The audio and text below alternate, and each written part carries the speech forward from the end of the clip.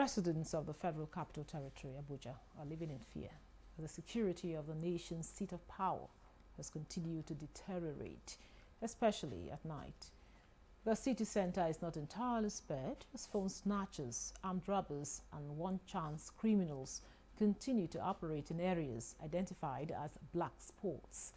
NTA investigation reveals that criminals are talking residents of FCT in some black spots with little or no resistance, especially areas deserted at night like National Stadium under bridge, Sahat Bridge, Shema and AYA after Magdishu, among others.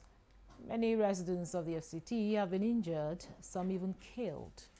In one of such incidents, a driver with the NTA News 24 was recently attacked and stabbed, which resulted to his death on the spot. Just for the hoodlums to, have access to his phone. The story is pathetic as many residents escape with knife wounds while the unfortunate ones are killed by their attackers on the spot. On this episode of the program, our guests shall be discussing the increasing cases of attacks on residents of FCT and the way forward.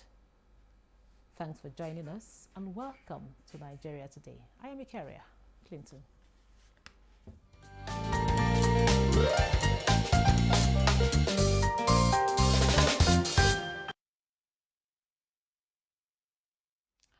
Joining us for the discussion is Dr. Kabir Adamu. He's a security risk expert. It's good to have you in Nigeria Today. Thank you, Ikaria. Good evening. Dr. Kabir, you will agree with me. It's quite a pathetic situation here. To sympathize with the family of the deceased. Now, let's talk about this issue of insecurity in the FCT. Now, when we talk about black spots, what do we really mean, for the people to get a grasp of what we're talking about here? All right, thank you. Let me join you in expressing my condolences to the family of the deceased and to the entire Nigerian Television Authority, and of course to all persons associated with the media. I'm one of such persons, and it is with heavy heart that I express these condolences. Nobody, I repeat, nobody should be subjected to that type of exposure just because he is working. What he did was in the course of his normal day-to-day work. And I want to buttress the fact that this is the Federal Capital Territory.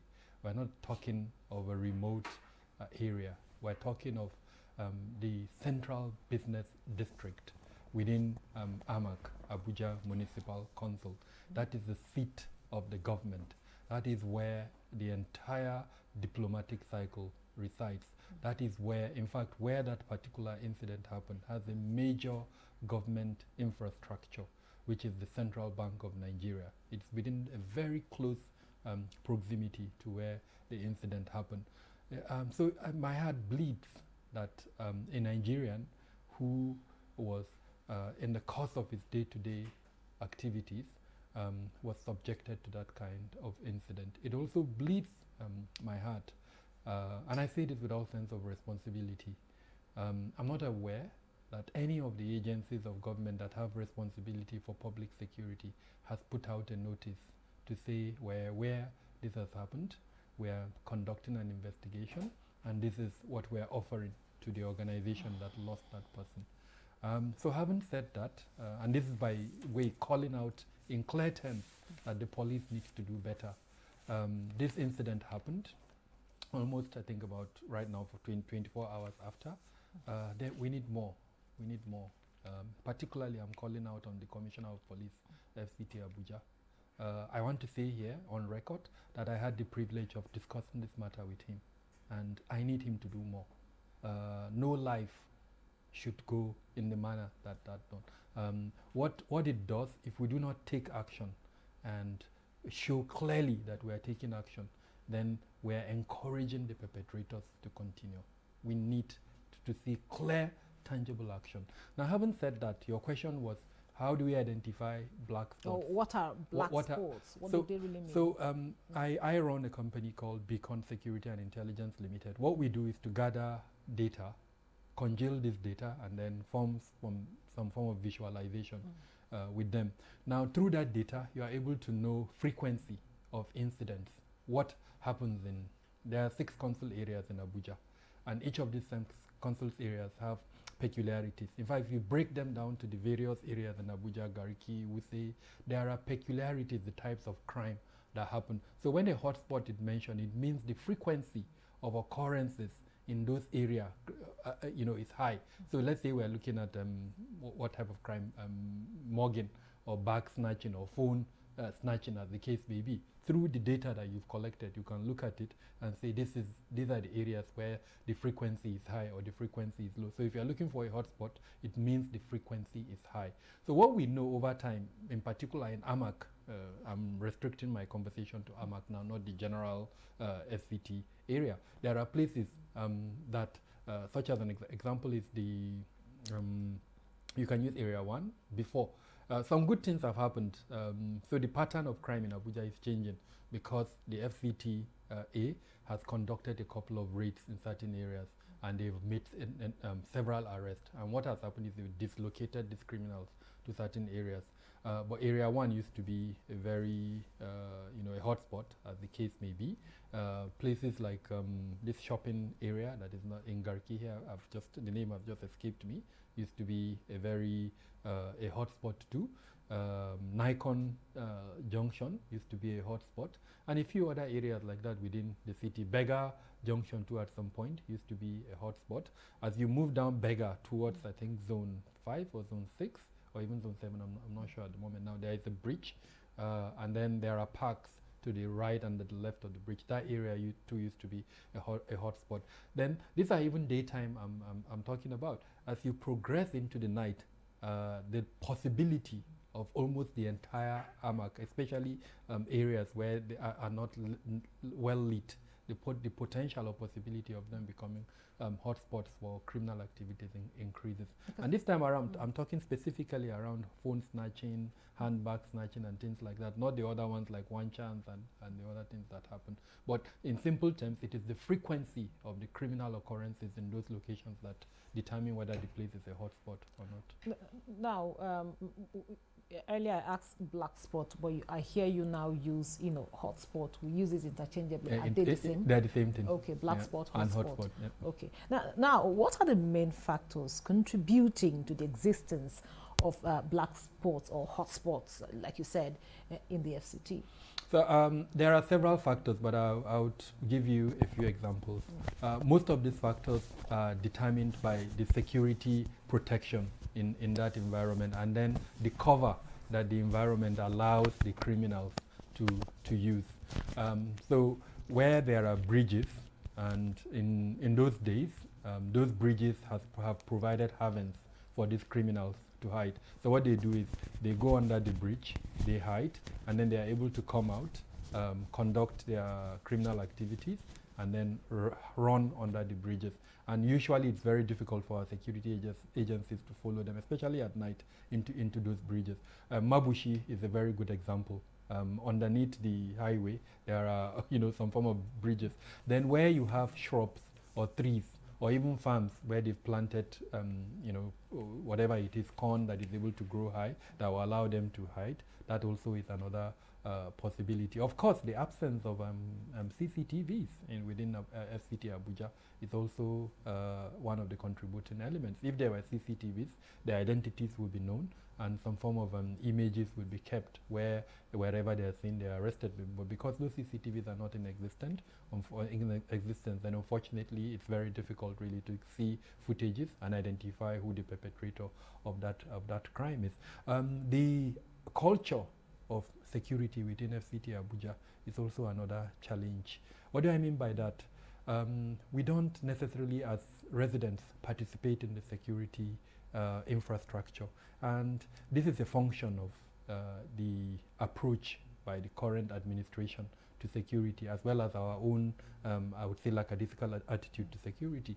For a security arrangement system to be good, we as residents have to participate in it. But I don't think we've cultivated enough, participation of residents to support that. How can we do that? It has to be intentional.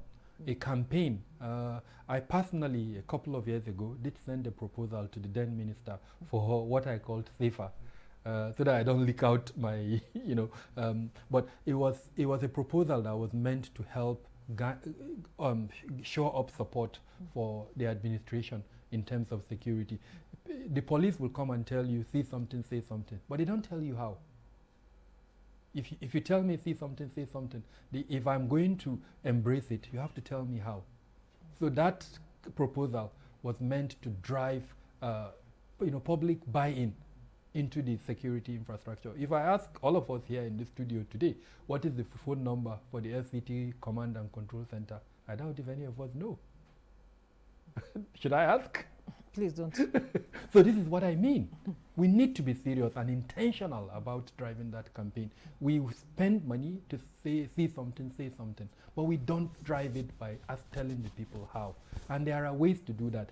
Insignias, signages, T-shirts, radio campaigns. NTA, I'm sure, will gladly do it for the police for free, because you're helping yourself, you're helping residents of Abuja. So that intentional approach to shoring up the participation of the people is what I mean. And say a few other factors, response time by the security agencies, and so many things are determinants of that.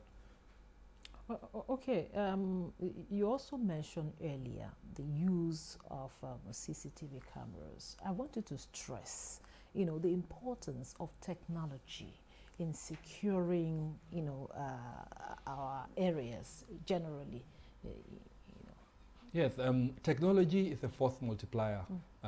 It has many advantages. And I think in the case of Nigeria, or in the case of FCT Abuja, the relevance of technology cannot be overemphasized for the security arrangement in FCT Abuja. We complain we don't have enough personnel. The personnel don't have enough vehicles. They don't have enough weapons. So technology can cover those gaps in very simple terms. So if we narrowed it down to CCTVs, even the most basic of CCTVs, the one that would just video what is happening, can help forensic investigation. It can serve as a deterrence. If a would-be criminal, the average criminal has what we call a criminal cycle. He or she wants to escape. That's basic criminology. The criminal wants to escape. If the criminal knows that the chances of he being arrested is high, he's likely to drop that criminality. Except if the gain is so lucrative that he's ready to take the risk even when he's arrested, then some would still go. But because these are common petty criminals, if they know, they weigh the chances that they will be arrested. And nothing, I want to emphasize, nothing increases that chances like a CCTV camera, because it would take the image of the person. Even if it covers his face, if the police know their work, the signature of that criminal will already be in their record. So they can use the footage, his movement, his body type, and then to find him and arrest him. They can also show it to, because there are criminal echo space, quote and unquote. They can show that footage during their investigation, and then it will help them in identifying that. So in simple terms, technology can actually help block some of the gaps that we currently have in our security arrangement, not just in FCT, but across Nigeria. In modern times, CCTV images CCTV devices have actually been improved. Aside from the cultural function of just taking videos, AI has been embedded into them. They now have adaptive thinking, where you can program them to actually identify. So let's say you are looking for a particular criminal and you know his facial features. You can program those facial features into a camera so that any time that person passes by, that camera can pick it up, and then you see a kind of timestamp somewhere telling you that that person you're looking for is there. So, and that's not, a human being can actually not do that. It would be very difficult for a human being to do that. So technology is the way to go, but we have to marry that technology with our needs. In other words, contextualize it in a manner that it will be useful to us. I worry that we've invested a lot in security. I've said a lot, but I don't want to leave the impression that I do not recognize what, for instance, the minister has done. He's bought vehicles, he's bought motorcycles, he's done. But we need solutions that are specific to our needs. What do I mean by that? We sat down here over the... I will stop you there. So you tell us what you mean by that after the break. Okay, we'll take a short break now to listen to some Nigerians on the issue of securing the black spots in the FCT. Don't go away.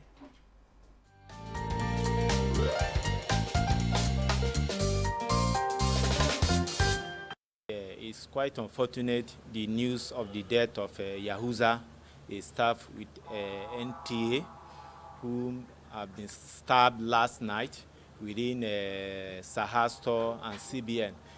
That very particular area has been a black spot in Abuja. From there up to National Mosque, where you have Tufa House, or the junction leading to National Mosque itself, experience have shown that as soon as it's 4 o'clock till 9, 10 o'clock, that place is unsafe for people to move with leg or even with car. We that normally enter taxi in the night and in the morning, we experience many things. You see, there is one junction here.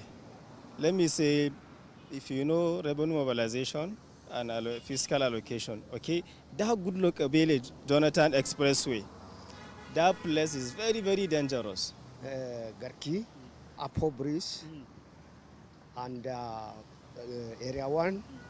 I feel Area 1 is congested and it should be decongested.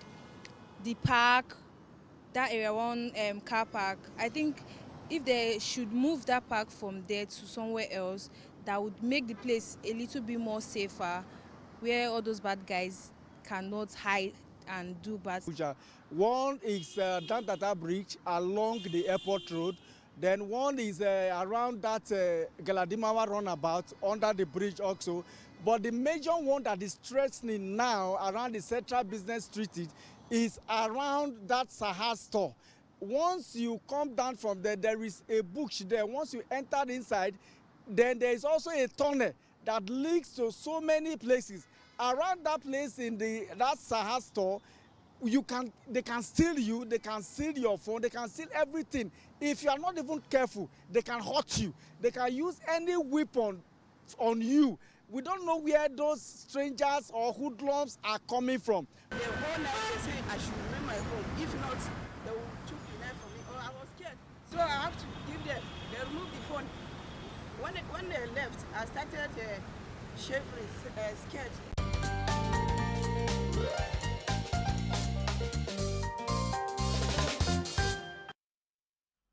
Welcome back. This is still Nigeria Today. We're looking at securing the black spots in the FCT, and of course I have a security risk expert here with me in the studio. Now, Dr. Kabir, you had quite a lot of things people had to say there. These hot spots, black spots are known. So why is it, does it seem like, not much is being done, to secure these places, even though a lot has been done by security operatives? The approach our security agencies took is not an approach that was sustainable. We know, for instance, that they went to settlements where they know that hoodlums are residing, so uncompleted buildings, places like the residency under bridges. I don't know what to call those kind of houses, but people just find under the bridges and then start staying there. So the task force that was raised by the minister did go to those locations and arrest the ones that they would arrest, but that's not a sustainable approach, because when you scatter them, they will come back. So what should be done? What should be done to secure first off, document them. Areas? Document them. I mean, let's use our heads. Let's use our brains. If these people are migrants, economic migrants, and most of them are actually, they are economic migrants. Sometimes in the daytime they have their professions they do. A significant number of them don't have their professions. So use the good ones to isolate the bad ones. Document everybody. Have a system in place where you know who and who is living within the FCT. And there are several ways you can go about it. Anyone interested should come and meet me. I will advise them on how to go about it. Document. Let's start with that one. Once you document them, then those ones that are interested in some form of skill sets, encourage them to get the skill sets. If they need some form of capital, encourage them to go to the relevant agencies in government and then draw a timeline. And then once you scatter those locations, find out who are the owners of those buildings and hold them accountable. Because if you don't, give it a couple of weeks, couple of days, those guys will still come back there. So that's why I mean that they are not sustainable. In terms of the places under the bridges, technology, have eyes in those places, put cameras, and like I said, there are cameras that into modern technology. What of the importance of lighting?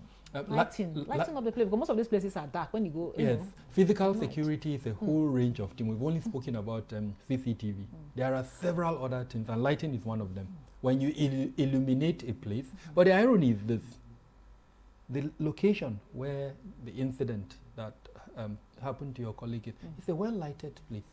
As far as I know, even though it's possible there are dark spots around there, but that area in itself is lighted. No, I'm talking about the bush around the area where some of these hoodlums come out from. So the point I'm trying to make is that the irony of that particular location, not the other locations we're talking about, is that there is illumination.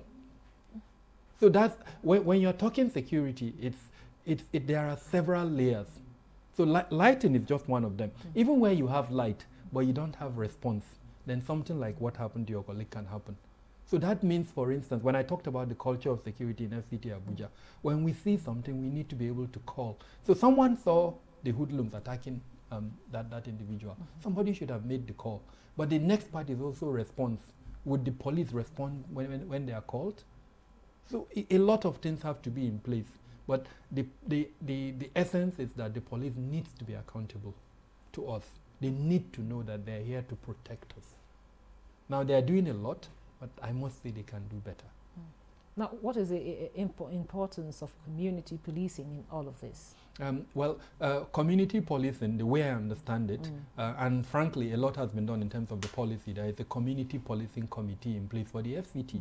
Now, if it was working the way it's supposed to work, that committee is supposed to be informing the police. These are the trends. These are the challenges that we have. So the one in AMAC or in CBD, Central Business District, should have informed the police to say that particular spot is a spot where we've heard that it has become a dark spot or a hot spot. So which means the police should have deployed to that area, either to arrest and prevent those guys from coming back. But in essence, community policing committees are meant to bridge the gap between the people and the police. So where there are challenges, that committee should be able to notify the police to tell them that, look, there are challenges, and that the best way to reduce those challenges is to deploy to those locations. So one more last thing. What strategies can be considered to prevent the emergence of new, hotspots? Intelligence. At the beginning of this conversation, I did mention that in my company, we keep records of occurrences. So at the end of a period, let's say 1 month, you should be, as the Commissioner of Police, look at your intelligence to know that these are the locations where you have certain occurrences. And then your policing strategy, I emphasize this word, your policing strategy should be appropriate for a particular location. If it's one chance, the strategy you take will be different from if it's phone snatching or handbag snatching, as the case may be. So it has to be an intelligence-led policing. But that's number one. Earlier on, we spoke about shoring up the participation of the people. We also need to talk to the people. I don't know how to say this without being frank about it.